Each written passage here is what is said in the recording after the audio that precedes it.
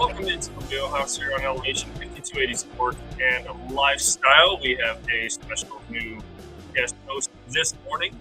You can always hear him on Undrafted, Uncensored right here on Elevation 5280 Sports and Lifestyle. Nick Archuleta, how are you doing this morning? Great, and thanks for having me on. I appreciate it, and good morning, everybody, as well.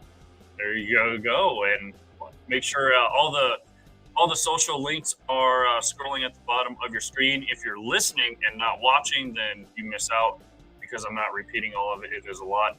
Maybe I will repeat it at some point, but at least subscribe to the YouTube channel at 5280 Sports Radio. On Twitter is the same thing at 5280 Sports Radio, and on Facebook as well. Is Facebook called Meta now? Is that I don't changed like X? Everything's confusing now. Like Twitter's, is it X now? Is it Twitter? I mean, is a rabbit a duck? At this point, I don't know. Yeah, X. All I know is X gonna give it to you. So that's where we are at this point in time. But a lot to get to this morning. A few more crazy upsets in the world of college football yesterday. We will dive into Major League Baseball playoffs as well as we're already in the division series. Crazy how.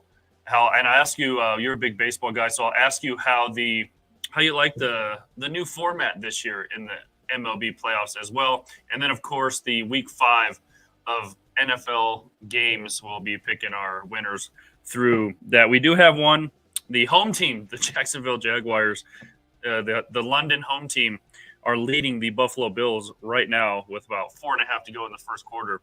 That is an 8-0 score over across the pond in London.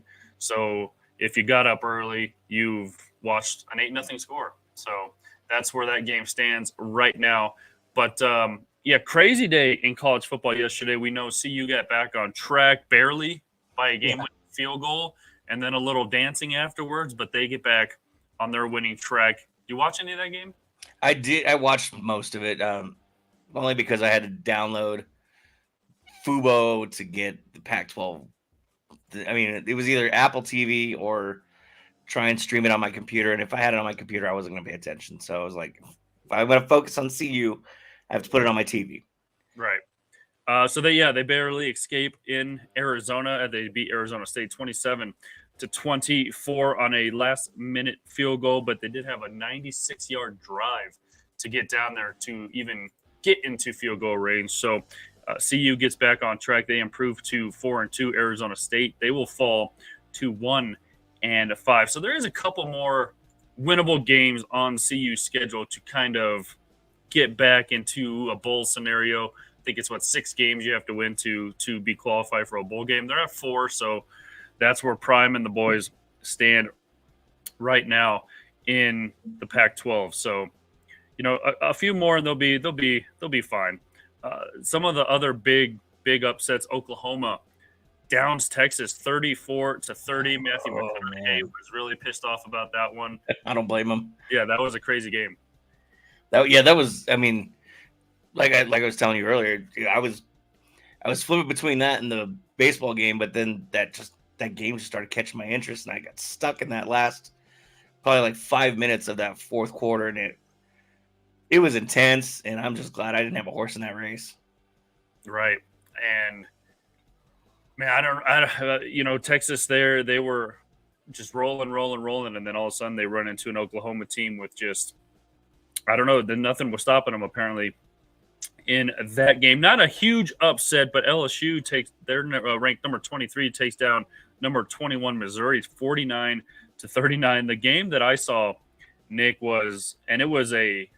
I don't understand how you make this type of play call. It was Miami and Georgia Tech. Miami was up. I think it was 20-17 or something like that in Georgia Tech's side of the field, and they decide not to down it or do anything like that. They decide to run the ball. The running back fumbles it. Georgia Tech recovers it, and then they throw I don't even know how long the pass was, but it was a big pass, 30-plus yards for the game-winning score. And Miami, who's ranked 17, goes down 23-20. It was just and they kept showing the coach on the sideline, and he was just distraught at that point.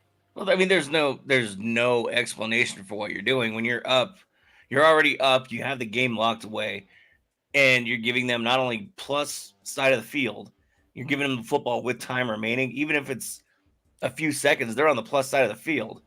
You're signing your own death warrant at that point. Come on, guy. It's football 101. Yeah, it was it was such a bad call to run the ball instead of just downing it, and you could have ran out the clock. So uh, Miami, sorry for you. Ole Miss gets the win, 27-20 over Arkansas. Louisville, another big upset, Yeah.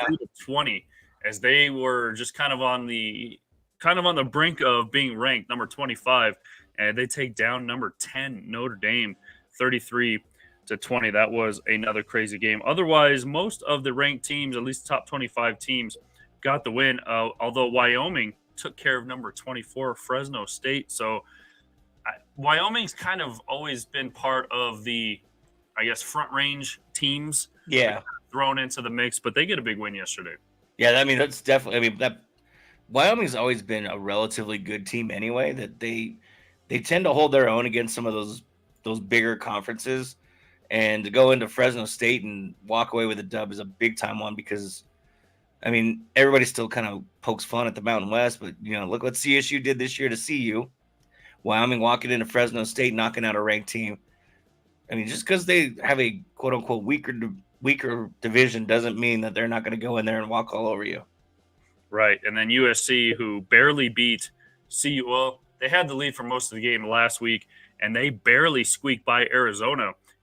So USC barely squeaks by Arizona 43-41, and then CU barely sneaks past Arizona State with that game-winning field goal. Otherwise, Ohio State ranked number 4. They take care of Maryland 37-17, and UCLA, another upset. Unranked UCLA takes down number 13 Washington State, who CU will take on here in a couple of weeks, 25-17. Number 5 Florida State takes care of Virginia Tech, 39-17, and North Carolina all over Syracuse, 40-17. And number 1 Georgia absolutely destroys number 20 Kentucky, 51-13. Minnesota, I was going to say Michigan, but Michigan absolutely takes care of Minnesota 52-10. So that is your kind of recap of another crazy day in college football. So any other takeaways from the college football day yesterday? No, I mean just the Golden Domers being taken down was a little bit of a shock. Usually you expect Notre Dame sitting at 10 to walk in there and just have their way with Louisville, but those Cards are starting to bring themselves back to life a little bit and not really be the laughing stock anymore. They're starting to become a better team again. Right. And maybe this will catapult them into maybe something about taking down at least a top 10 team has to get your program excited for maybe the rest of the season, depending on if you are on the cusp of making it into bowl eligibility or whatever the case may be. Huge boost for the program to be able to take down. It's like how they have those what do they call them, like warm up, tune up games where you have like Alabama versus Appalachian State or something like that. Yeah. If Appalachian State were to take down Alabama, huge kind of boost. I know there's a lot of money involved. Both schools get a lot of money for those games. So hopefully that will kickstart them. By the way, Jacksonville has kicked a field goal. It is 11-0 across the pond over the Buffalo Bills. About a minute left in that first quarter. The Fall Classic is already upon us, Nick, and Yes. and it is. I mean, I like adding the extra team. I like getting rid of as we're in baseball now, in case you didn't hear that terrible transition. But it was a rough shift. Rough shift. Clutch a little harder. We just ignore these rough shifts. But so you get rid of the one and done, the one game winner go home wild card game. You introduce 2 wild card teams, so that means your first round now is a best of 3. So you only have to win 2 games in the first round. They kind of switch around the division series.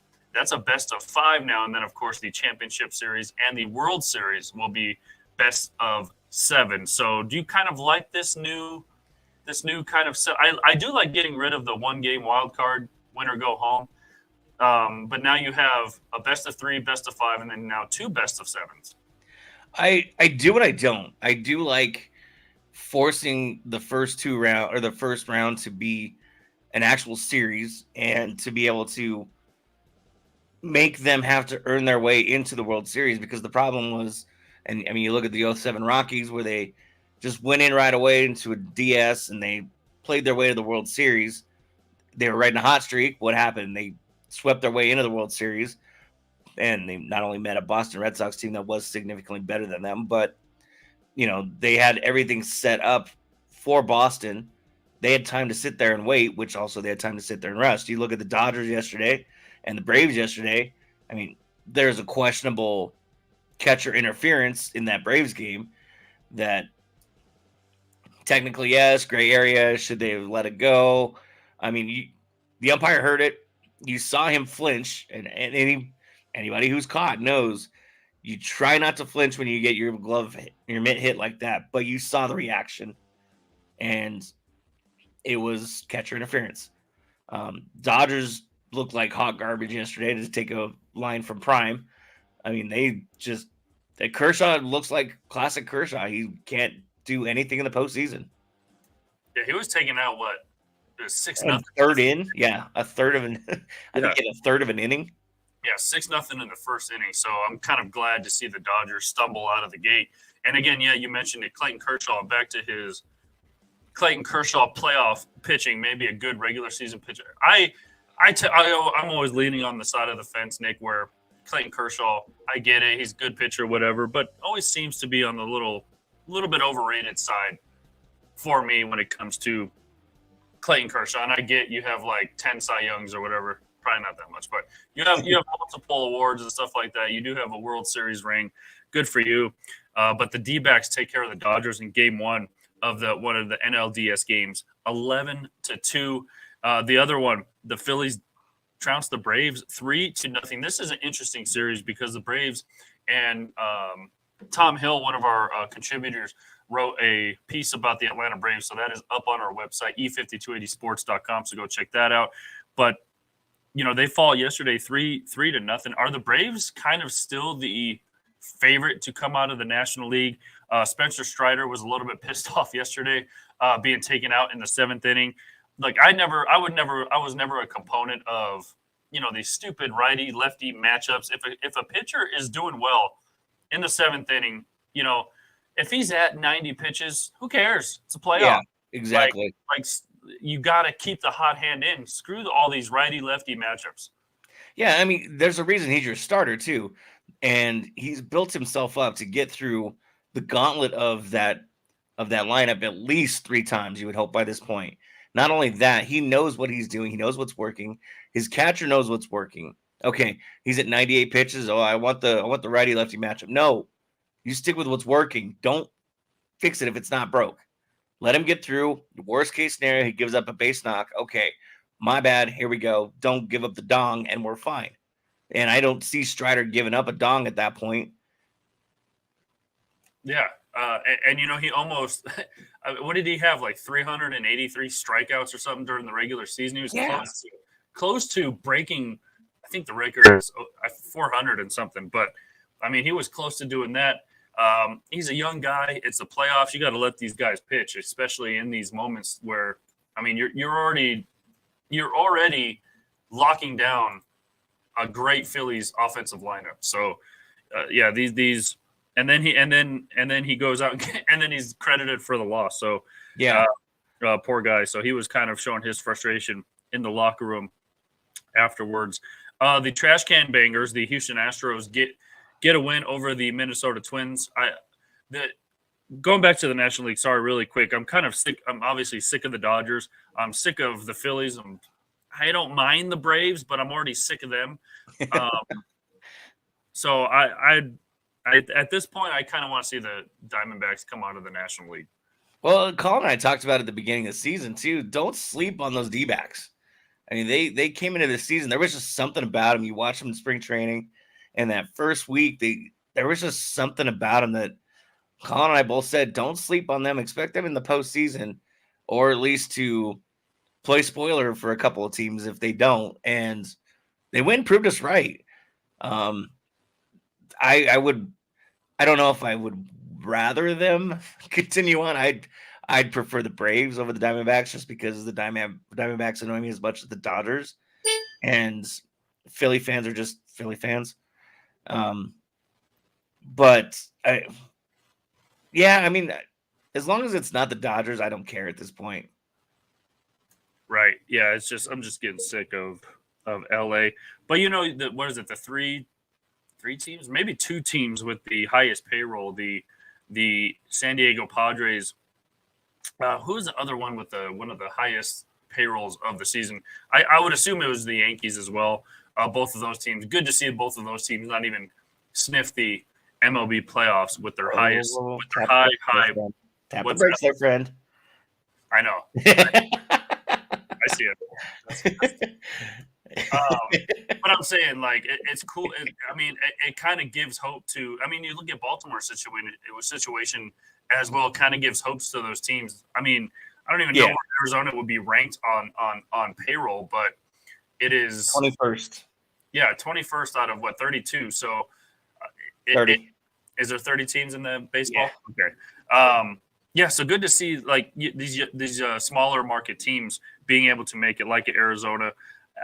I want to say Twins Minnesota. I want to say Twins are a small market team. But again, the trash can bangers, the Houston Astros, get that win over the Minnesota Twins yesterday, 6-4. The timeless Justin Verlander with another great pitching performance yesterday. Man. He's in October form. There's no doubt about it. I mean, he was ready for another inning too. Yeah, what did you make of? I mean, this is kind of going back a few months, but what did the Mets? Sorry, the Mets is who I was thinking of. There it is. Another team that went out and made all these moves, getting the aforementioned Justin Verlander. Max. Oh my God, I just spaced on this. Max Scherzer. Again, zero research, all reaction here. So we have, they go out and get Max Scherzer. They bring in Justin Verlander, and then they decide, we're not doing that well, and just kind of, I don't want to say blow up the team, at least get rid of your two best pitchers. So Justin Verlander goes back to the Houston Astros, and then Scherzer goes to the Texas Rangers. We'll get to them here in just a minute. Both of those pitchers went from not even sniffing the playoffs to both being prominent pitchers on two teams that could eventually play each other in the American League Championship Series. Oh man, that's going to be a matchup for the ages. If they do, I would definitely want to be there for that one. I mean, it's so goofy too because the Mets put themselves in a prime position by accident because their intention was to make a run at the Braves and the Phillies and take the NL East, and here they are Metsing things up again, and now we have to trade their two biggest assets at that point, and so you go and you end up with probably great prospects in return, but that was all by accident. That was not your intent. Right. And then not only did you not win the NL East, you have the Phillies come out. How about the Miami Marlins kind of shocking a few people and coming out into the playoffs from that NL East? It was just weird to see the Marlins all of a sudden just climb up the ranks and make it in. And I knew I knew they were a young team, and I figured they could hold their own in that division. But I mean, you look at the teams that were listed above them just to start the season, and it was like, you kind of felt bad for them because, much like the Rockies later in the season, you're fielding a quadruple A team basically.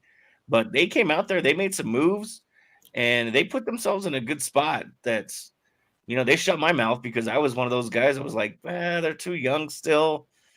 This might be damaging them a little bit, but I'll shut my mouth. Good job, Miami. Yeah, and Jazz Chisholm Jr. broke the MLB The Show curse cover athlete. As not only did he stay healthy for the season, but the team also made it into the playoffs. So good on him. The other ALDS game, by the way, are you going for the Twins in that series, or are you going for Houston? Do you want to see a Texas ALCS kind of matchup? I'm rooting for the Twins, but in all reality, I just have that feeling the Astros are going to win. it's one of those weird spots where I want to root the Twins in, and I just kind of see the writing on the wall because I picked the Blue Jays to beat the Twins originally in that wild card round because I felt the Blue Jays were a stronger team than the Twins, and I think they would have been the only ones that would have been able to take down the Astros. By the way, going back to the opening round of the playoffs, is it can we call it? Is it fair to call it a sweep when it's only 2 games? Is that? I mean, two games. Weak. What's that? It feels weak to call it a sweep. That's what I mean. Yeah, I don't know if there's another word that we can change it to. Maybe like a brush. Brushing? Yeah, the Twins brushed the Blue Jays. They brushed them up. Yeah, like I don't know. Mini sweeper or mini Swiffer duster. I don't know. We'll call it a Swiffer. There you go, a Swiffer. So, yeah, I was hoping more for the Blue Jays. I don't know. Are they just not there yet? Did they just not live up to the moment? Is there just something missing? I think there's something missing because, Bichette's starting to come into his own. Vladdy Jr. is about where I think he's going to be. He either needs to step up or step out of the way and let somebody else lead. It looks like he's having a hard time leading the team still. I mean, he'll go out there and he'll mash, but, I don't need Mongo smashing. I need Mongo leading. And there's no, it still feels like there's no definitive leader in that clubhouse yet. Yeah, I could definitely see that. And going back to the Arizona Diamondbacks as they Swiffer the Milwaukee Brewers, I was kind of expecting more from Milwaukee, but they just did not step up to the moment as well. No, they fell flat. And granted their division was weak and they had the Central locked up for a couple weeks already. You had plenty of time to get your lineup set up for anybody you were going to play. I mean, granted, it was a rat race all the way to the end in the NL wild card. You had an idea of who you were going to play, be it the Cubs or the Diamondbacks or the Marlins. Right. Cubs you've seen God knows how many times over the last 5 years. The Diamondbacks you saw this year and the Marlins you saw this year. So you had an idea of what you were going to get. There was no excuse for that. Crazy for the Milwaukee Brewers, and I thought they would at least show a bit, just like Toronto. Toronto and Milwaukee, just huge disappointments for me. Yeah, me too. So far, and I know Tampa Bay, they came. I mean, yeah, that was sloppy baseball. Just a bit outside. That's right. So, yeah, I mean, Tampa Bay, I was kind of rooting for them as well. They're always like right on the cusp of just breaking through, and again, they just fall flat on their face. And I'm hoping one year Tampa's just like we're. What was the last? Was it 2000? When's the last time? 2000? I don't want to say 2008, but no, it was 2008 because they lost to the Phillies. The next year, the Yankees won. Okay, yeah, so it was 2008. All right, yeah, I mean, man, that seems such long ago. But yeah, it's so far away, but I can still remember it too. Yeah, and the other ALDS game, the Texas Rangers take care of the Baltimore Orioles. Baltimore, another team that I'm going for. Yeah, I mean, what a turnaround they have, and another team that gives small payroll. Again, I don't know if Baltimore is really a small market, so to speak, but they do have a tinier payroll, and to come out of that, I guess, vaunted AL East is just a huge turnaround. They had 103 losses 2 years ago, and then they go 100 plus wins 2 years later, and it just shows what kind of what kind of team you have when a young team, by the way, to make that turnaround. Yeah. But you're going up against the likes of a pretty veteran put together Texas Rangers teams. They made a lot of moves over the last couple of years to kind of get this built and ready for playoffs. I want to say I'm sick of the Rangers, but although they've kind of been in the mix, been in the conversation over the last, we'll say decade or so, they just haven't been able to break through. And I really don't like any teams from Texas, Nick. I'll be honest with you. I'm just kind of sick of Texas and California as a whole. Oh yeah. But I'm I'm kind of slowly liking the Texas Rangers. Yeah, I mean, there's just something different about him. And I think part of it has to do with Bruce Bochy too. I mean, you can't. How can you root against Bruce Bochy? Well, I rooted against him when he was in San Francisco, but Oh, that was different. That was a different time. I mean, That was he's different still a good manager. Yeah, I mean, he proved a lot, especially in San Fran. Kept that team afloat. That was, they were the NL West at the time. He came down to Texas and has them in that winning way now. I mean, you look at some of the trades they've made. At first, you look at that John Gray trade, and you're just like, dummies. Good luck with that. And now he's a relatively decent starter. They found a way to fix him, and with just the right balance of youth and veteran, that don't sleep on those Texas Rangers the next few years.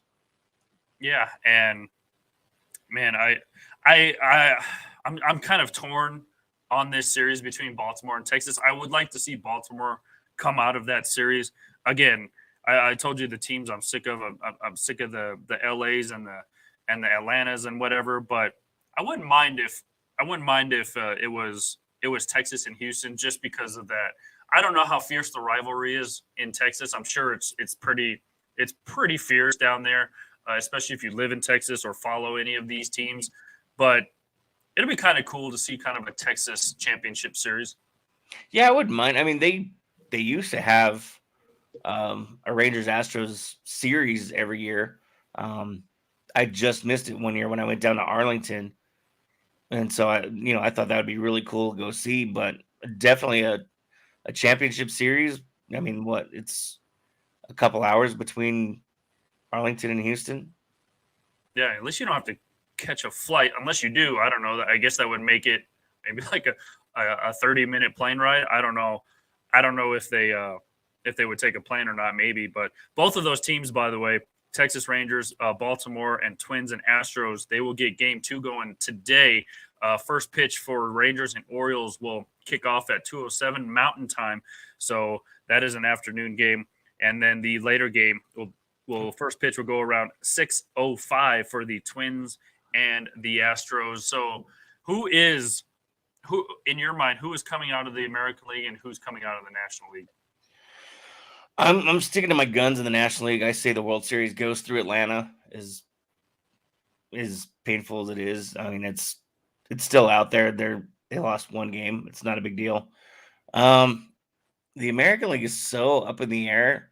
As much as I despise Houston, I want to say I think more likely the Rangers can pull it off.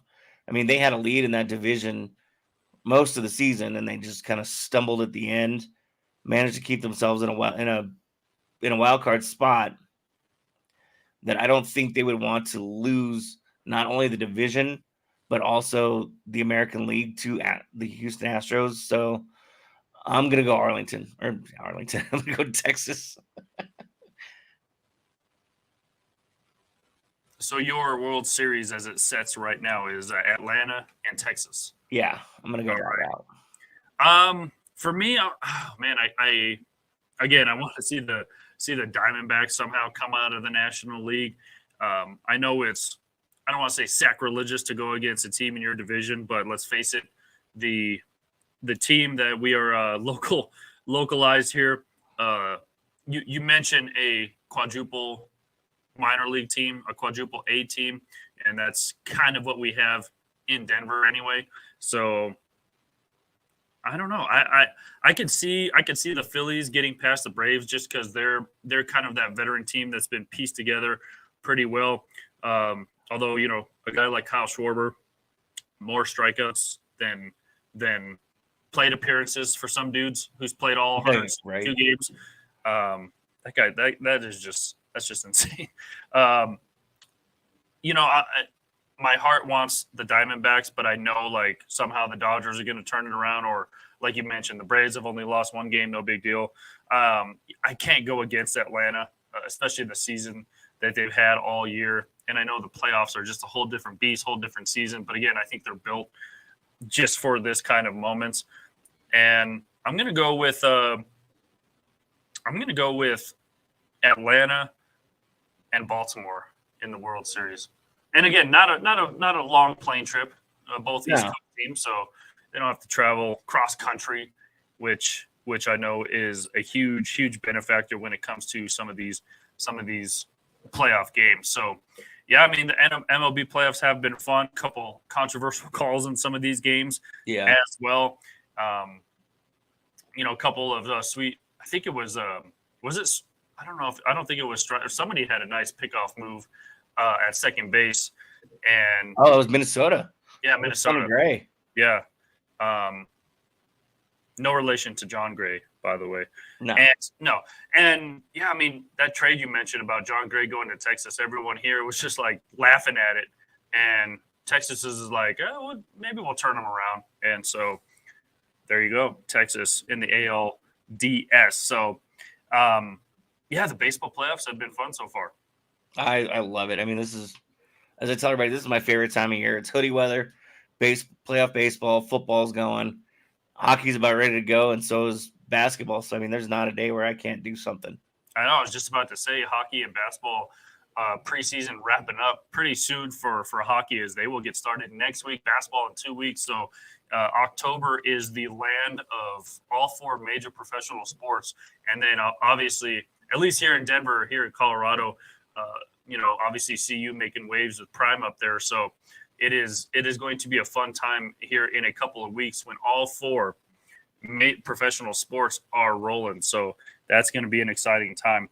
It is week 5, Nick, already in the National Football League. And what we like to do here, Zero Research, All Reaction, is kind of go through the slate of games, pick our winners. If there's any fantasy implications that goes with all of these games, Jacksonville still holds an 11-0 lead, by the way. Just over 9 minutes to go in the second quarter over Buffalo. Buffalo's I don't know. They're a weird team this year. Well, and I brought this up to Colin, I think 2 weeks ago when he joined us. And that was, I mean, are they, if they don't win this year, and I'm talking about win the whole thing, win the Super Bowl. I mean, is their window kind of closed if they do not win? I feel like their window is all of a sudden closing. Yeah, and I mean, that window is closing fast. Like, they threw WD-40 on that thing, and it's coming down in a hurry because that was a quick window. And unless there's some miraculous trade that they make that will enhance anything on that offensive side, which seems to be where the struggles are, I don't see the Bills being relevant for much longer. Right. And meanwhile, as the Bills' windows is perhaps closing, Jacksonville's window appears to be opening. They're 2-2 on the season. They had a great run last year, especially when the Chargers go into Charger and give up that huge 24-point lead. Jacksonville comes in and wins that wild card game last postseason. But I like Doug Peterson as a coach. I know I don't want to say put like a short leash on Trevor Lawrence, but I read something where he's only attempted like 4 passes of 20+ yards so far through 4 games, which is a crazy stat. And you got to let this dude throw, especially with the return of Calvin Ridley. You saw what he did. I don't know. I don't remember if it was week 1 or week 2, but you got to let the reins, loosen up a little bit on Trevor Lawrence. Yeah, you're at a point now. He's not this rookie you have to coddle anymore. It's time to let him show everything off. And there's a reason you picked him where you picked him. It's not like you picked him up in the 6th round and you're just taking a flyer on a quarterback. He's a 1st-round draft pick. Right. And yeah, I don't know. Maybe there's some kind of strategic play in all of this. Don't overthink it, man. Yeah. We talked about pitchers in the 7th inning. You can't put a pitch count on these dudes. Just let them go and let them go early. I didn't see if Vaughn was playing in this game. I know he was a game time decision, but I know he was dressed for the game. I know he posted on social media or whatever. He's ready to go. So I don't know if Vaughn Miller, by the way, is playing in this game. Again, Zero Research, All Reaction. So we will have our crack staff dive deeper into the Buffalo Bills starting defense. But kicking off the early slate of games, Nick, you have a matchup of AFC South teams. Both of these teams are 2-2, the Titans and the Indianapolis Colts. Anthony Richardson, who I brought this up to Colin too a couple weeks ago. Look, I have Dak Prescott and I have Anthony Richardson as my fantasy quarterbacks. And of course, week one, the Cowboys absolutely destroyed the New York Giants, but Dak Prescott did absolutely nothing. I think he got me like 14 points. Anthony Richardson, meanwhile, had like 28 points. So then I switched him the next week, and then Anthony Richardson had 2 rushing touchdowns, and then he went into concussion protocol, missed the rest of the game, missed next week, and then so on and so forth. But Anthony Richardson having a pretty good rookie season to start. Meanwhile, Ryan Tannehill doing Ryan Tannehill things, has more interceptions than touchdowns already through the first 4 games of the season. Derrick Henry, not really doing Derrick Henry things, only 285 rushing yards through the first 4 games of the season, 2 touchdowns.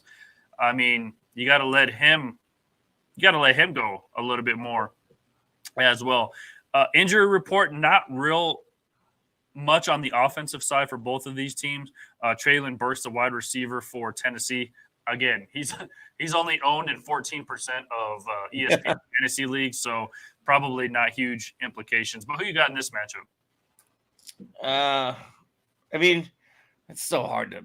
I mean, both of these. I mean, you have Jonathan Taylor coming in after signing a contract and getting his first cracks at the NFL field. Finally, is there going to be rust? How ready is he going to be?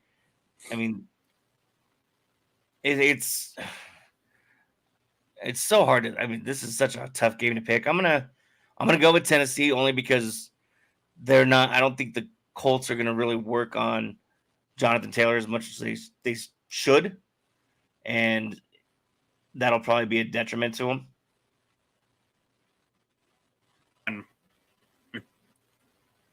This is one of those coin flip games for me. Mm-hmm. As I just put a cookie into my mouth, so I should have kept talk longer. It's just the way the cookie crumbles. This is one of those coin flip games for me. It's a division matchup.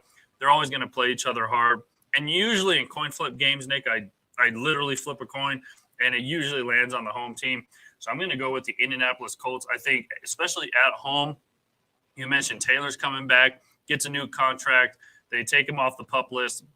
Again, there may be some rust there, but the crowd's going to be amped up to see him back and playing on a new deal. So they know he's going to be around, hopefully, for a couple more years, couple more seasons. You have a young, what looks like future franchise quarterback in Anthony Richardson. Again, we talked about kind of I don't know what kind of leash Doug Peterson has on Trevor Lawrence, but you kind of have to rein in Anthony Richardson from running, especially – the second game of his NFL career, he goes into concussion protocol. You kind of got to watch that. I know he had 2 rushing touchdowns before that happened, which is, again, I'm being selfish, and I want him to run the ball in the end zone as much as he can because he's on my fantasy team. But you kind of got to slow the reins and have him be pass first. And I get it. It's just the way of the NFL. It seems to be, the Lamar Jacksons, the Justin Fields and whatever. But you got to kind of rein him in just a little bit from running the ball. But I'm going to go with the Colts at home in this one. So that's where I got them. The New Orleans Saints are heading into Foxborough to take on the New England Patriots. Saints coming in 2-2. The New England Patriots coming in 1-3. And now the question is for Bill Belichick and company, what are you going to do with Mac Jones? I know there's been a lot of talk about possibly sitting him. He's just under 900 yards on the season, 5 touchdowns, 4 picks. Derek Carr, I know he was a game time decision. He's listed as questionable for this game, so watch out for that. Derek Carr, not in Oakland or Vegas anymore. He's only owned, Nick, by 46% of ESPN fantasy leagues, which is one of the lowest percentages I've seen fantasy owners own Derek Carr. And I know, he's more maybe of a backup, maybe in that second to third tier of fantasy quarterbacks, but kind of a low percentage for Derek Carr. But going into Foxborough, the matchup predictor on Yahoo Sports has New England slightly over the Saints in this one, 53% to 49%. New England is a 1.5 favorite, and maybe that all kind of depends on the Derek Carr plays. Yeah, I mean, again, this is probably another coin flip game. I mean, these are two teams that aren't as good as they were hoping to be. The whole Derek Carr thing is really going to play into the Saints' problems. I mean, they already have a bad offense as it is with what yards per play. They're like at the bottom end of the spectrum. So I mean, they're already a bad offense, and you give Belichick any kind of blood in the water, he's going to take it. I mean, as little as the spread is, I'd still have to go to the Patriots. Yeah, I totally agree. Another coin flip game, and I tend to lean toward the home team. And again, maybe Derek Carr is the difference for the Saints. Both of these teams are struggling. Again, like you mentioned, perfect. You mentioned both of these teams as not as good as they hope to be coming in, and I think the Saints are getting Alvin Kamara back today. Maybe I read that wrong, but I don't. Again, kind of the Jonathan Taylor situation of it all is there going to be rust and things of that. He's not on their injury report anymore, so I'm assuming he's ready to go. And again, Derek Carr, questionable game time decision on the Patriots side of things. Nobody really on the offensive side, especially huge fantasy implications if you have anybody from the Patriots. I know Stevenson, the running back, is questionable. So, again, he's only owned by 13% of ESPN fantasy leagues. So, probably not much there, but I agree. Going to go with the Patriots just because they are at home. And again, Derek Carr may swing the tide if he's good to go, but game time decisions, so we won't know here for at least a couple more hours. This next matchup, Nick, always going to be tough, dirty, down in the mud type of game. AFC North matchup, Ravens and Steelers. Ravens coming in 3-1. The Steelers coming in 2-2. And kind of like the Buffalo Bills, especially after Roethlisberger called it a career, the window for the Pittsburgh Steelers. I know the consistency and the continuity of Mike Tomlin on the sidelines, Nick, is always going to be a huge benefactor for the Steelers. But again, it seems like their window is kind of closing fast as well. Yeah, I mean the nails are sitting on the windowsill already to close that window for them. It's getting so fast how quickly that window's closing. I mean, the Ravens should walk out of here with a W, though.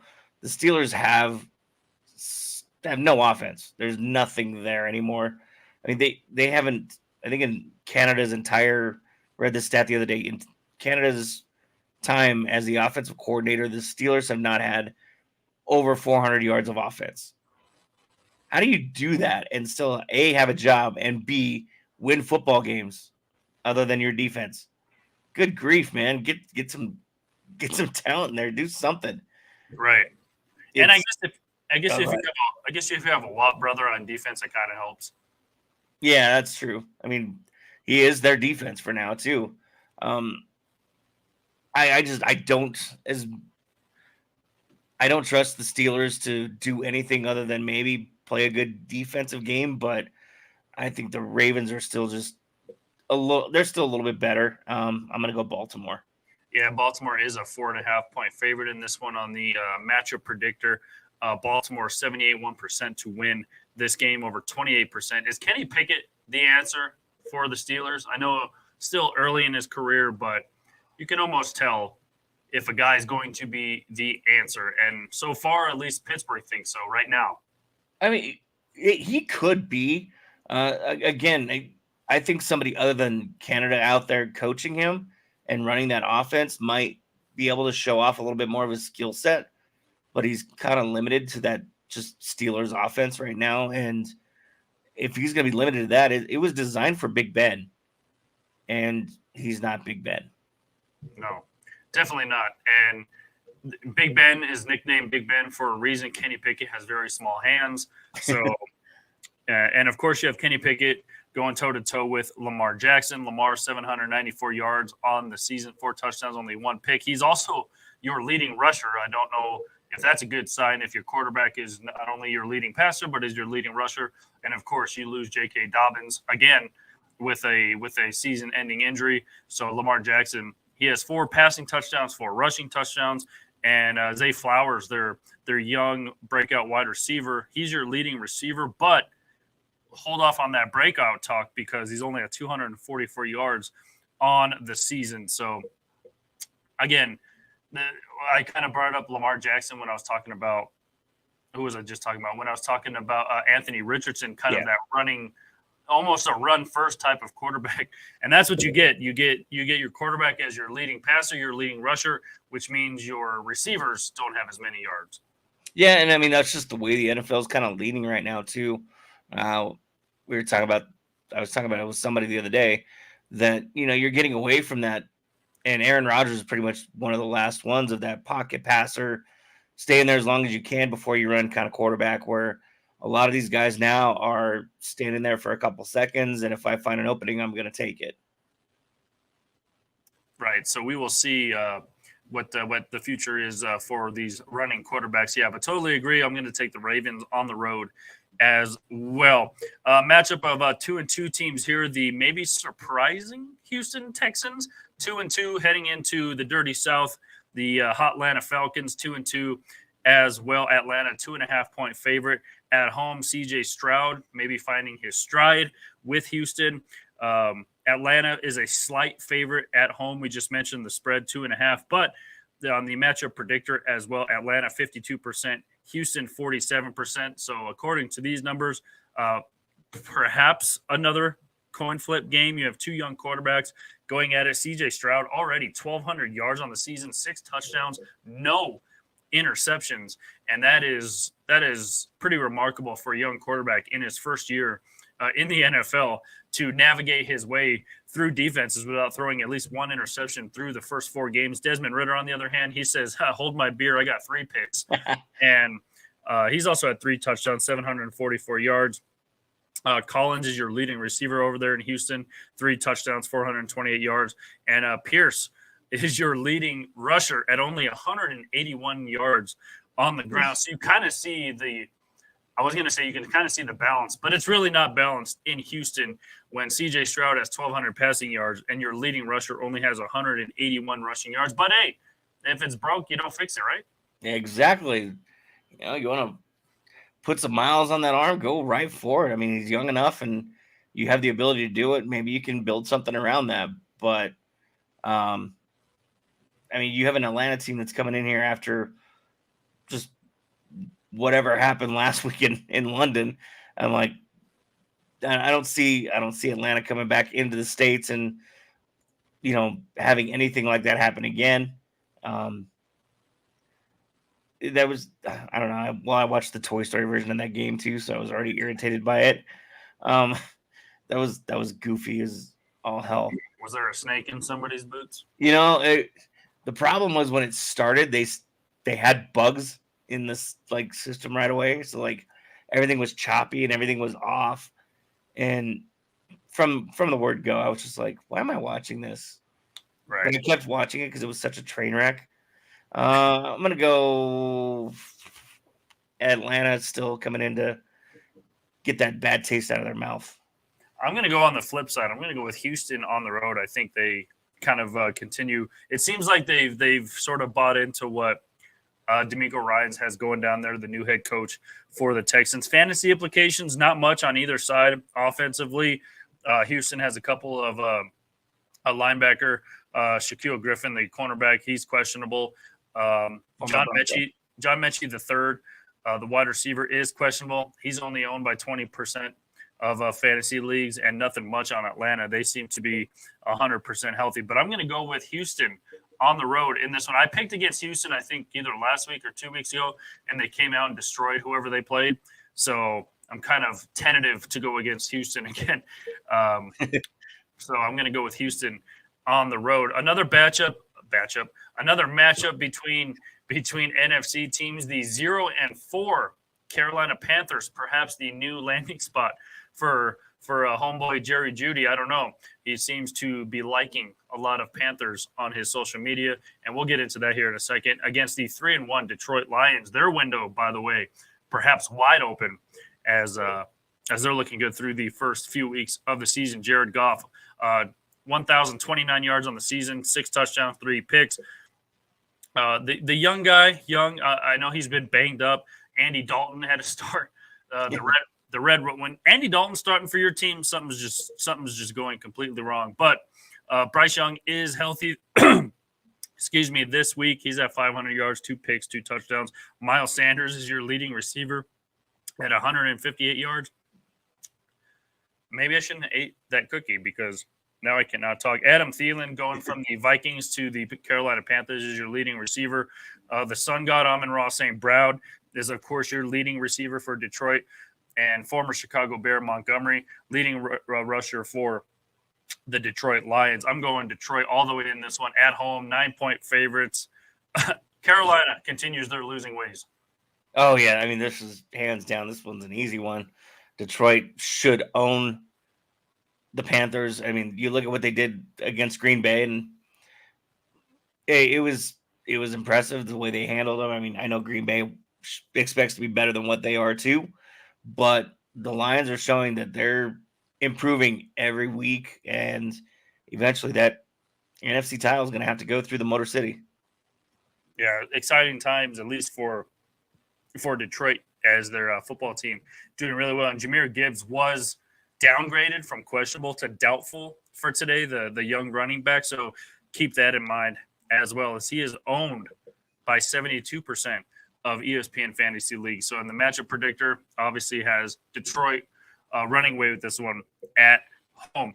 Another matchup, these are these are East teams, but one in one conference, one in the other. The New York Football Giants will head into Miami. 2 weeks removed from putting a 70 burger up on Denver, and then they fall last week to the Buffalo Bills. So I'm not really sure where Miami sits, as they lost last week 48-20.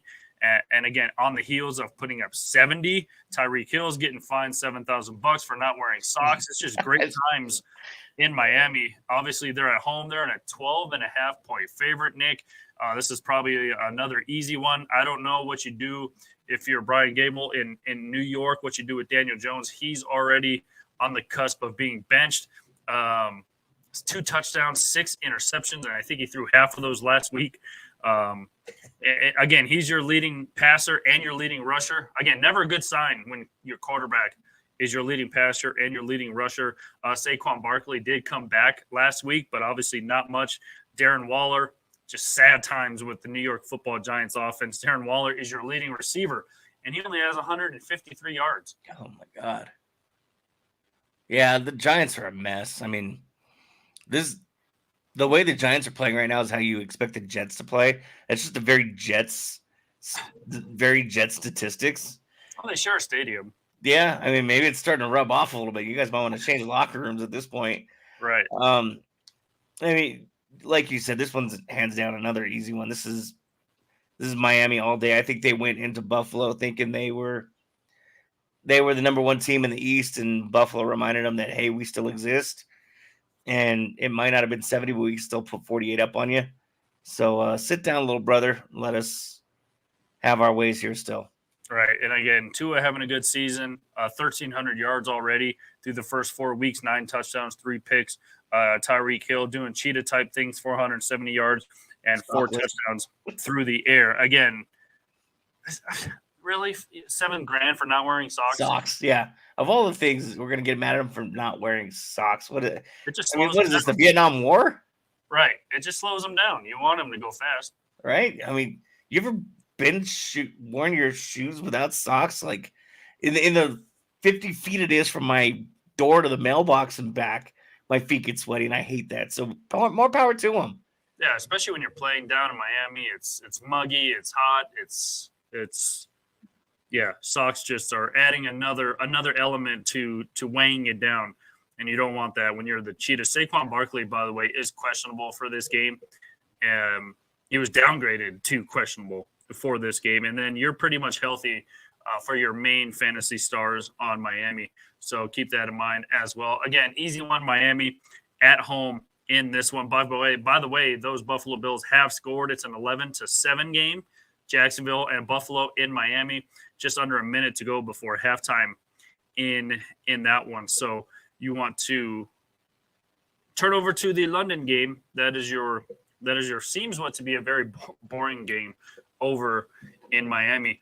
All right, another game with two teams maybe on the different spectrum of the surprising factor, but you have the 1-3 Cincinnati Bengals going up against the 1-3 Arizona Cardinals. Cardinals have been dubbed and maybe arguably the worst team in football right now with the whole Kyler Murray. I don't know if you call it a situation or a debacle or whatever it is, but it just seems like, again, the new Assassin's Creed video game came out the other day. Maybe he was excited for that, and just I don't know.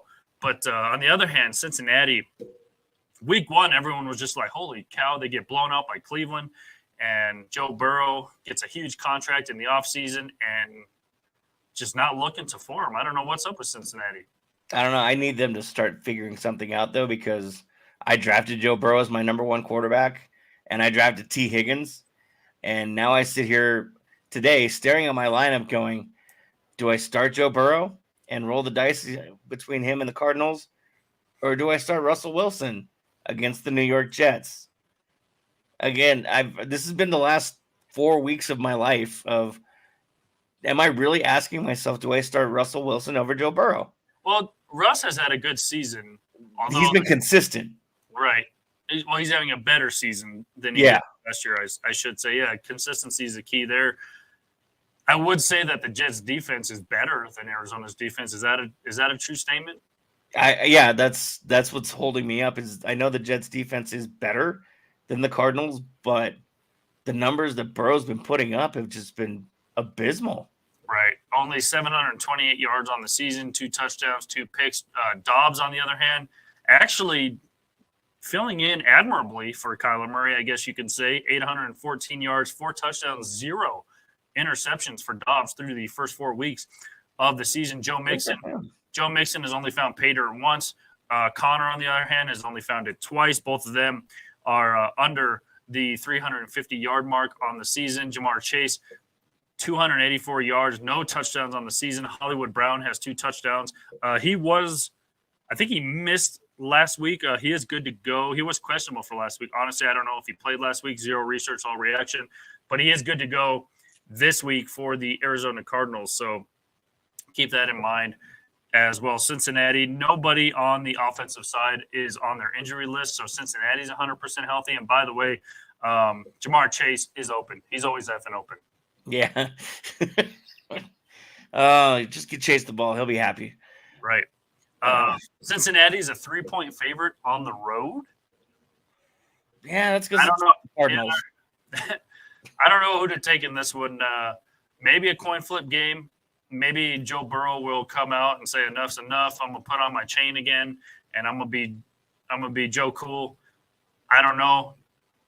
You know what? I'm gonna go against the grain here, Nick. I'm going with Arizona at home. It's not all reality. It's not a bad choice. Because I'm leaning either way. I got a whole Tupperware full of stogies if Joe Cool needs one. So I'm gonna go back towards the Bengals. I'm not gonna start him. I'm probably gonna stick with Russ, but if they can right the ship against Arizona, maybe that will lead the team to getting a little further. Because I think T. Higgins might be still questionable or today because of that rib. Yeah, and again, according to their injury report, nobody's on there for Cincinnati. Or excuse me, T. Higgins is on there. Sorry, he is questionable still, but he was upgraded. He went from doubtful to questionable. If that helps at all. Yeah, a little bit. So I don't know. We'll see. It's going to be an interesting game because the Bengals should not be one of these teams we are questioning against Arizona Cardinals right now. All right, moving on to an NFC matchup. The one of 2 undefeated teams left, the 4-0 Eagles, will head into the 2-2 Los Angeles Rams. The Eagles are a 4-point favorite on the road. Matchup predictor, Eagles 55%, Rams 44%. Jalen Hurts, pretty good start to the season so far, 959 yards, 5 touchdowns, 3 picks. Matt Stafford, kind of doing Matt Stafford things. He's got 1,200 yards through the first 4 weeks, 3 touchdowns, but of course, 5 interceptions. Swift for the Philadelphia Eagles, 364 yards, 2 touchdowns. A.J. Brown, 414 receiving yards, 2 touchdowns. How about the young stud receiver for the LA Rams, leading the LA Rams without Cooper Kupp in that lineup, 500 yards receiving. Williams is your leading rusher, 245 yards rushing, and he's found the end zone already 5 times for the LA Rams. Again, I don't want to say this is a coin flip game. Philadelphia is a slight favorite in this one. I say slight. Take that for what you will, but I'm going with the Eagles on the road. Yeah, I mean, you look at what Stafford's done with only one weapon so far this season, with Cooper Kupp being out.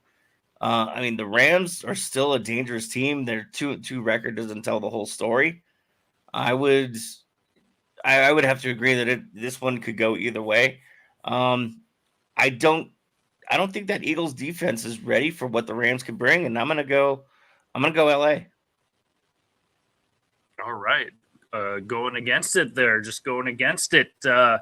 Fantasy implications, everyone's, again, besides Cooper Kupp, obviously, everyone is good to go on the offensive side of things for the Rams. On the Eagles side of things, again, if you have the Eagles defense, you're missing a lot of guys. Fletcher Cox was ruled out, so he is not playing in this game, the big defensive lineman. And again, Rashad Penny, he's only owned by 46% of fantasy owners. The running back, he is doubtful for this game. So I'm going Eagles. Nick's going Rams in this one. All right, the Chiefs will head into Minnesota, the 3-1 Chiefs against the 1-3 Minnesota Vikings. Vikings, one of those teams, speaking of consistency, they are inconsistent. They finally got their first win against the winless Carolina Panthers team last week. Chiefs are only, though, a 3.5-point favorite on the road. We don't know if Taylor Swift is going to be in Minnesota, so that might have some fantasy implications if you have Taylor Swift on your fantasy team. Pat Mahomes kind of doing Pat Mahomes things, just over 1,000 yards passing, 8 touchdowns, 4 picks. So maybe that's not Pat Mahomes like, but we'll see what he does here. Kirk Cousins. I mean, this dude is just I can't read this guy. I almost wonder. Yeah. Well, and not only that, I can't read him. 1,200 yards passing, 11 touchdowns. He leads the league in passing touchdowns with 11. 4 interceptions. Their leading rusher is Mattinson. He's only at 250, no touchdowns. Isaiah Pacheco, 270, 2 touchdowns. And Watson is the Chiefs' leading receiver, which is crazy, at only 163 yards. Wow. And Justin Jefferson, of course, it really needs no introduction. 540 yards, 3 touchdowns through the year. Fantasy implications, everyone's healthy on the Chiefs offense. Everyone's pretty much healthy on the Minnesota Vikings, except if you have Nick Mullins, he's questionable. But he's owned by 0% of ESPN fantasy leagues because he's a backup quarterback. That was supposed to be a joke, Nick. But I'm going Chiefs on the road. Yeah, I mean, this is one of those easy ones again. I mean, yeah, the Vikings won last week, but even a blind squirrel finds a nut. When you put 4 0-4 teams together, 2 of them are going to walk out with dubs. So that was just a nasty week of football for those 4 teams. I have to go with the Kansas City Swifts. Yes, the Swifties walking away out of Minnesota with a win there. So, yeah, we both agree on that one. Heading in to the other undefeated team, the San Francisco 49ers, hosting the 3-1 Dallas Cowboys. San Francisco, this is the Sunday night game, by the way, 3.5-point favorite at home. Dak, 900 yards passing through the air, 4 touchdowns, 1 pick. Tony Pollard, 311 on the ground, 2 touchdowns. CeeDee Lamb, 309 through the air, 1 touchdown. Brandon Ayuk, 320 through the air, 2 touchdowns. And CMC doing just speaking of the Carolina Panthers, you think they're kicking themselves in the face for that trade now after trading Christian McCaffrey to the 49ers after being hurt just for a small bit. And they're like, he's a running back, he's done. And then they ship him off to the Bay Area, and now he's just under 500 yards running, 6 touchdowns already on this one. Brock Purdy, the Mr. Irrelevant in last year's draft, doing pretty damn well. Over 1,000 yards passing through the air, 5 touchdowns, no interceptions through the first 4 years. Elijah Mitchell's the only person, not only the only offensive person, Nick, on the San Francisco injury report, but he's literally the only person on the San Francisco 49ers injury report. He is out, by the way, for the 49ers. Everyone pretty healthy. Peyton Hendershot, the tight end for the Dallas Cowboys, he's only owned by 13% of ESPN fantasy leagues. He is out as well. This is going to be a good game, I feel like. One of the better Sunday night games we've seen so far. It's probably unfair to call this a coin flip game because both of these offenses are so high powered, but I'm going to give the slight edge. I like the spread 3.5. It might be a field goal game, but I'm going to give 49ers the slight edge to stay undefeated. Yeah, it's still early enough in the season too that Dallas will actually be competitive. They haven't quite hit that moment where they collapse. And I mean, you add to it too, the 49ers and, enhance their defense by picking up Randy Gregory. So a little more stout on that pass rush there for the 49ers that didn't really need him. I agree. This is going to be a tough one to pick, but I think 3.5 is a good spread for this game. I think Dallas stuns everybody, and I think they can walk out of there with a win.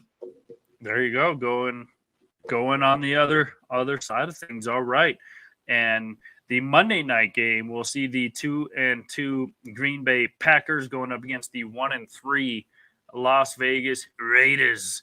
As just both of these teams just look different. Maybe because of their starting quarterbacks. You don't have Aaron Rodgers. You don't have Derek Carr. Jimmy Galapagos Islands. I think he's back. Yeah, he's back in the starting lineup. So we'll see what he does. Jimmy G doing Jimmy G things. 5 touchdowns, 6 picks. I think he's always going to have more interceptions than he does touchdowns. He missed last week because of concussion protocol, but he is back in their starting lineup. Jordan Love. Well, hell, the Bears made him look like Aaron Rodgers in week 1 of the NFL season. Still continuing a pretty good season for him, though. 900 yards, 8 touchdowns, only 3 interceptions on the season. A.J. Dillon, I mean, they're rushing. It seems like their rushing attack has been non-existent. A.J. Dillon, only 118 yards on the ground, and he is your leading rusher. And then you have Dobbs, your leading receiver, 224 yards, 3 touchdowns. Of course, Devontae Adams, no matter where he is, he's probably going to be your leading receiver, but he's only under 400 yards, 3 touchdowns. Josh Jacobs, he's only at 166 yards on the ground, 1 touchdown for Jacobs. Devontae Adams, by the way, is questionable for this game, so keep that in mind. He is a game-time decision. Everyone on the Green Bay Packers injury report, by the way, is on defense, so if you have the Packers defense on your fantasy lineup, maybe take a check at that. But I'm going to go with the Packers on the road, and the Las Vegas Raiders go to 1-4. Yeah, this should be the game where the Packers figure themselves out finally and find a balance with their offense. I mean, as the Raiders are the Raiders, you got McDaniels at the helm. He's not going to know what he's doing. Jimmy G is still dreamy. So there's always a plus there. Anytime you get your grandma on a Subway commercial to say how handsome you are, it always helps the ego a little bit. It's not going to help the throwing arm, but it's going to help the ego. So I have to go with the Packers walking all over the Vegas Raiders. All right. And the Thursday night game was interesting, to say the least. The Chicago Bears get a 40-20 win over the Washington Commanders. We just saw the Broncos barely escape with their lives against the Bears, and they did lose to the Commanders earlier this season. I want to say that against the Broncos, I don't want to say maybe it was a breakout party for Justin Fields. I've already read stuff that Bears should trade Justin Fields already. Remember, 2 years ago, or I should say last offseason, before Justin Fields was drafted, remember that he was on the board when it was the Denver Broncos pick. I don't know how many people are saying you should have drafted Justin Fields now, but he did throw 4 touchdowns on Thursday night. 3 of them went to DJ Moore. The other one went to Cole Kmet, the tight end. So 40-20 was the Thursday night score. By the way, the Bears got off the snide as well. They get their first win of the season. The Commanders moved to 2-3. on the season. The one that we're watching closely locally here in Denver, obviously the New York Football Jets come into town, and they're 1-3. The Denver Broncos are 1-3, and it is the return of Hackett-Man in Denver. Again, if you remember the comments, and this is I guess you need bulletin board material, Nick. I get it, but Aaron Rodgers said he broke the broke the coach's code. Yeah, Stupid crap like that. I don't know. See, Aaron Rodgers is still pissed off. It's because he didn't have his magic mushrooms the other day. And again, I don't know if you watch Hard Knocks at all, but I kind of changed my mind on Eric Rodgers. At least like professional, maybe not professional because you might as a football player, yeah. But personally, like he seems like a cool guy to hang out with. I know. I was watching it because there was nothing else on really, and it was just one of those nights where I was like, I'll give it a shot. And you're watching it, it's just like that show Quarterbacks too. You're just like, man, I kind of can't I can't hate on you anymore. You started watching Patrick Mahomes in the same vein of that show Quarterbacks and Kirk Cousins. You're just like, why do I make fun of you? You're kind of a decent human. Right. And honestly, I've always liked Pat Mahomes. I've always liked him. I hate the Chiefs, but I've always liked Patrick Mahomes. He's a funny guy, seems to be a funny guy. Seems to be, like you mentioned, a good person. Besides his stupid brother and his stupid girlfriend, he tends to stay out of the news himself, except on the football field. So still waiting for that fight between T Swizzle and Brittany Mahomes. Waiting for that one.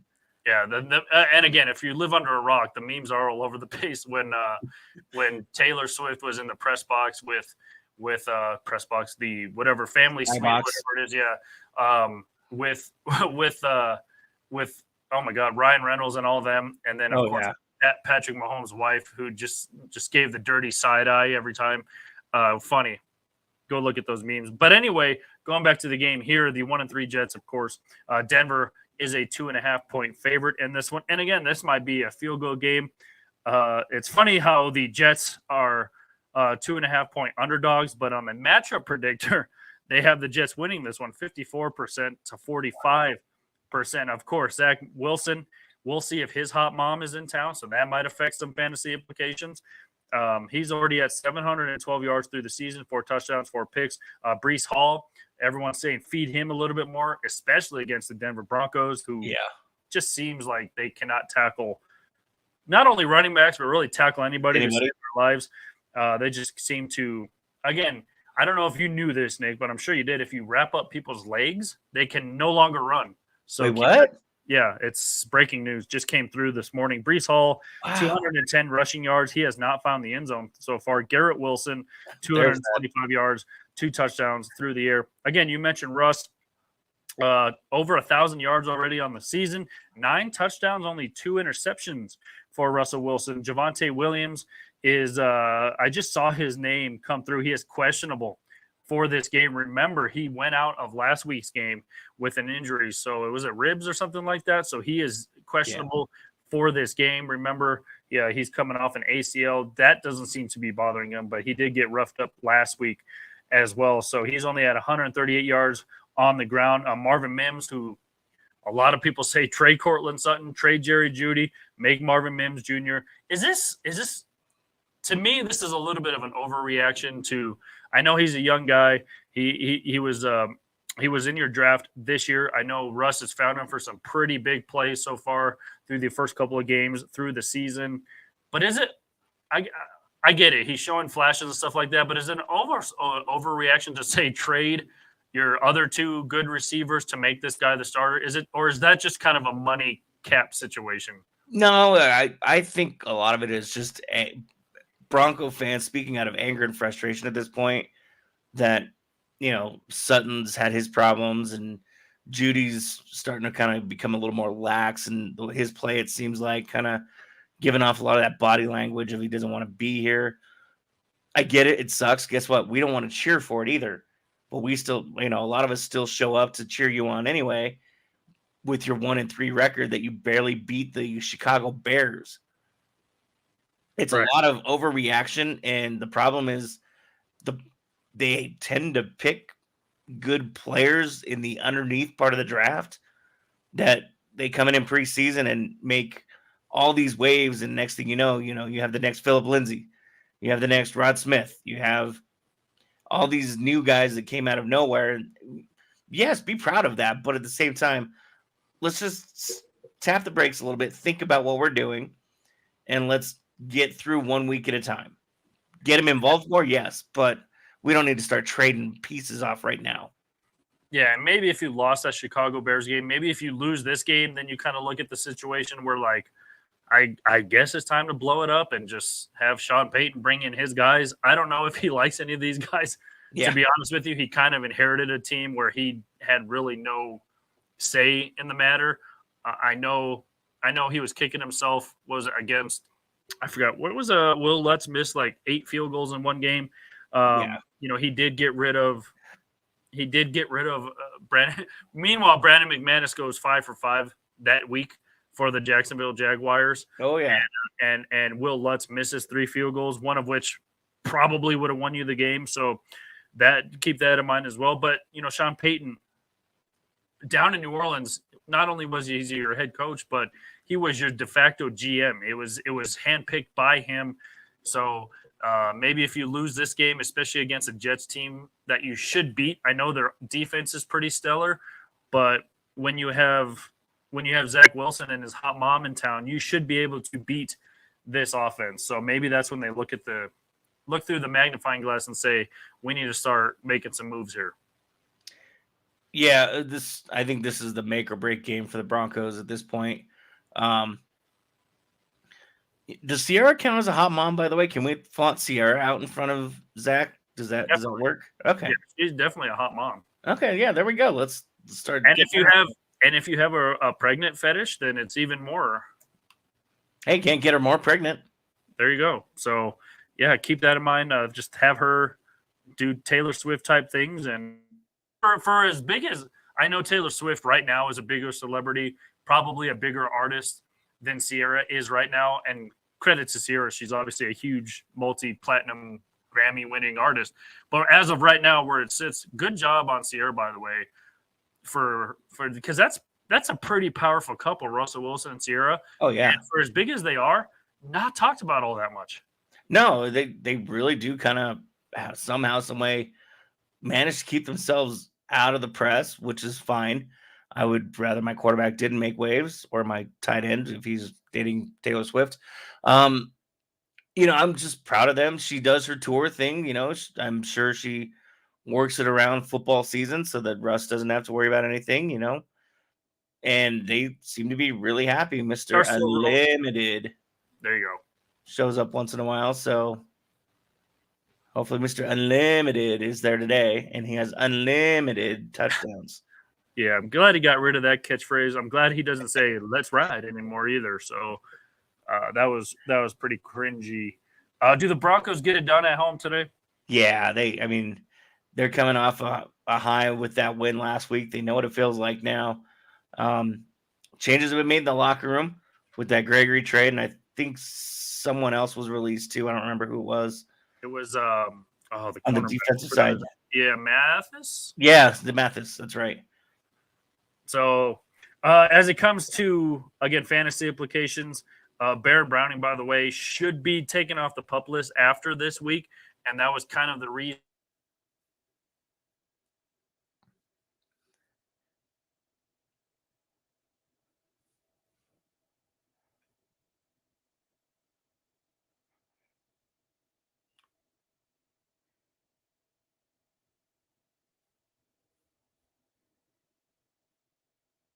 For this game.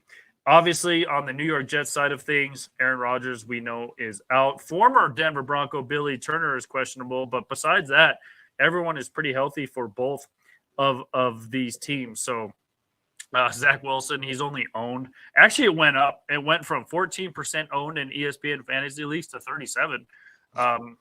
Again, maybe you're just hoping his mom gives you some points as well. So, yeah, Broncos at home. Again, I like that 2.5 point favorite. This might be a field goal type game.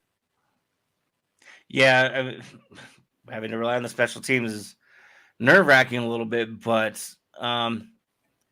this is Colin makes fun of me for saying this. This is a Broncos team that continues to improve every week. No matter how small it is, they do show glimpses of improving, and if they can continue to grow as a team, the wins will come. I'm not saying they're going to win the Super Bowl. I'm not saying they're going to make the playoffs. I'm not even saying they're going to win the West. I'm just saying they're showing growth and glimpses of what this team could potentially become. And in front of a home crowd that's going to be excited for a dub, and they're going to want to get in Zach Wilson's head. I want the Broncos to do this so badly that I'm going to pick them and stick with them. There you go. That's, you hope for the best. You expect the worst, hope for the best type of thing. So hopefully the Broncos get it done here locally at home. By the way, don't know if you saw this. I was kind of hoping for it, Nick. I'll be honest with you, but the WNBA has decided to go with the Bay Area for their new expansion team. To be honest with you, I was kind of hoping Denver would land a WNBA team, not because of the market or because of the fans or anything like that, but it opens up media opportunities for guys like us. Exactly. I mean, any opportunity to get any team in here, not only for revenue-based reasons, but the more teams we have here, the more opportunities guys like us get. It's a narrow window as it is. You and I both know how hard it is. You have to work to just continue to stay relevant. I mean, this is not something you can just do for a couple hours a week. Unless you're a former athlete. If you're a former athlete, you get a job right as soon as you retire. Oh, okay. Oh, hey, Philip, we're going to make some changes. Oh, thanks. We'll see you on Monday. Not that I'm jealous. Yeah, it's I always get mad and jealous at the same time because guys like us work so hard just to get an opportunity to not call a high school game is fun. Being on air on a radio station is the goal for a lot of people. But I was hoping for Denver would somehow land a WNBA. Maybe it'll happen in the next couple of years. And I bring that up because the game one of the WNBA finals, by the way, is today between the New York Liberty and the Las Vegas Aces. So keep that in mind. Tip-off is at 1 o'clock Mountain Time for that. Keep in mind, too, that the Aces are reigning WNBA champions going up against a pretty vaulted Liberties lineup. But, I was hoping for – and coached by a former Ram. Yeah, Becky Hammond on the sidelines for the Aces. And she was just enshrined into the Naismith Hall of Fame this last offseason. So pretty cool to see her on the sideline once again in a championship round. But I was hoping Denver would land what would a good team name be for a WNBA team here in Denver? Well, it seems like a lot of them play off of the NBA team. So Miners or something? Well, yeah, you could go Miners, but you have to worry about the the School of Mines, they're Aggies. Yeah, Miners would work. I don't know, the Sifters? I don't know. Yeah, I would think Miners would probably be the best one unless they went like the Denver Mountains, Denver Evergreens. Yeah. I don't know. It's Denver's teams actually make the most sense, I feel like, when it comes to, naming teams after what's in your state. Obviously, the Denver Nuggets, the Gold Rush, the Denver Broncos, horses, the Colorado Avalanche, obviously avalanches in the mountains and stuff like that. And of course the Rocky Mountains. So a lot of the teams here in Denver make the most sense. You for example, you talk about the Los Angeles Lakers. People are like, why are they called the Lakers? Well, because they moved from Minnesota, land of 1,000 lakes. That's why they were named the Lakers. You're like, why is Utah called the Jazz? Well, they moved from New Orleans, where jazz music is pretty predominant. So Dallas Stars. Yeah, the Dallas Stars are like, what? And they're like, well, they moved from Minnesota. They were called the North Stars. Although the Minnesota Wild, I like that, kind of goes with the Minnesota theme. I like the name a little bit more. Yeah, the North Stars. Yeah, I hate and to see him so a lot of the teams here in Denver make the most sense. So at least, yeah, they maybe play off the NBA team a little bit, or maybe just be creative and kind of find your own niche. I didn't see what the new Barry WNBA team is going to be named, but I don't know if it'll play off of the Warriors. I don't know how you play off the Warriors. I don't know, but I hope Denver gets a team here pretty soon. Yeah, that'd be great. I mean, especially as much as women's sports is growing too, to be able to get these ladies the opportunity that they wholeheartedly deserve. There's a lot of good talent out there. I mean, not to toot my own horn, but I have a cousin that's playing flag football for Chatfield right now for girls football, and they just made it to I think the finals or the next regional round. So, I mean, to be able to get these girls their opportunities and finally show them off is amazing. And again, I forget if it was college or high school. And I again, zero research, all reaction. Can't remember the names. Can't remember if it was high school or college. Can't remember her name, but I think it was the first college woman to not be a kicker. No, yeah, to score a touchdown. Yeah, it was. I think it was one of those really small D1 teams. Okay, yeah, still pretty cool though. Oh yeah. So yeah, talking about, it's a slim chance you're going to make it to the NFL, but it's a slim chance to play college football as well. And then being a woman trying to make it onto a obviously predominant man's sport, and then to go out and score a touchdown, Division I, division whatever. I mean, that's pretty impressive. It is. I mean, your competition is getting smaller and smaller because it's getting better and better. And just to have that card in your sleeve all the time, good for you. Keep going. Yeah. So hopefully the text here from Greeley Gary, by the way, how about the Denver Mini Nuggets? All right. I can't think. Isn't there I want to say there's a name for smaller nuggets, but maybe it is Mini Nuggets.